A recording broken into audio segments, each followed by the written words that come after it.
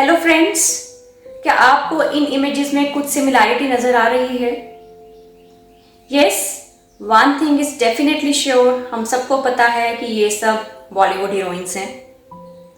What is the second thing? Can you guess? Try. Okay, I let you know. ये सब females ने या ये सब बॉलीवुड स्टार्स ने एक्चुअल में प्रेगनेंसी की in their late 30s, almost at the age of 37-38 years. So इनको देखकर बहुत बार शायद ये हमें महसूस हो रहा होगा कि pregnancy is a very easy thing और एज का या आपकी उम्र का कोई भी प्रभाव नहीं पड़ता है when you are trying to get pregnant. But yes, this is not true. The fact is that female reproduction पर एज का बहुत मेजर रोल है. सो आज का डिस्कशन हमारा इसी पर बेस्ड है कि how does female age affect fertility. अब आजकल के ज़माने में every female wants to have a career और इस करियर की दौड़ में या इस करियर की भूख में एक्चुअल में pregnancy, marriage, everything has taken a back seat. Late marriages, late pregnancy is actually a trend nowadays.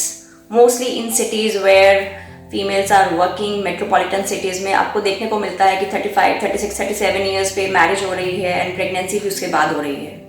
So this is something which is actually playing a role in increasing the incidence of infertility. सबसे पहले ये समझना बहुत ज़रूरी है कि female fertility is maximum in 20s. 30s में जाते जाते फर्टिलिटी डिक्लाइन करना शुरू कर देती है. Early 30s still a good time to have kids, but yes beyond 35, beyond 37 years fertility rates बहुत ज़्यादा डिक्लाइन करना शुरू कर देते हैं. Beyond 40, beyond 42 rarely pregnancies are reported. Natural pregnancies I am talking about. So early 20s is a good time to conceive. 30s yes, definitely you can have, but beyond 35 in case आपका ये ज़्यादा हो रहा है तो definitely it's time you start thinking कि आपको pregnancy कब प्लान करना है या अर्ली प्लान करना है.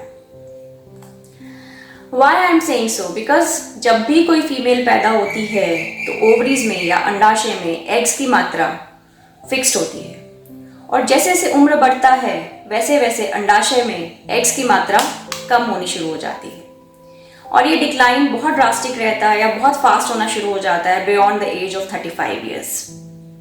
एग्स के नंबर के साथ साथ क्वालिटी पर भी एज का बहुत बड़ा प्रभाव पड़ता है.